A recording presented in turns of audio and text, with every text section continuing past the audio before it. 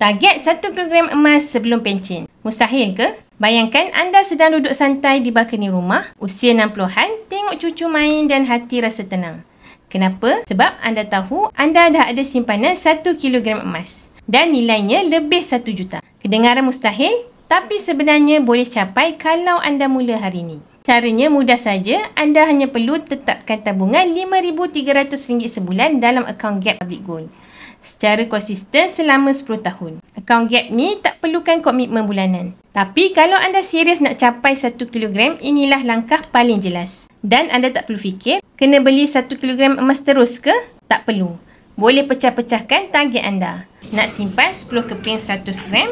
Boleh. 100 keping 10 gram pun boleh. Yang penting anda simpan gram emas setiap bulan dan bila cukup gram, anda boleh arahkan sistem untuk keluarkan emas fizikal tersebut. Anda boleh simpan dalam safe deposit box ataupun dalam peti besi sendiri. Yang penting, ianya milik anda sepenuhnya. Dalam 10 tahun, nilai emas naik secara purata 10% setahun. Jadi, bila dah sampai waktunya, simpanan anda dah jadi 1 juta. Bukan sebab anda berniaga besar, tapi sebab anda konsisten. Dan jika anda dah bersedia untuk mulakan perjalanan ke arah persaraan yang lebih terjamin, saya sedia bantu.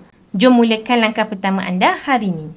Ingat Public Gold mudah, murah dan patuh syariah. Follow!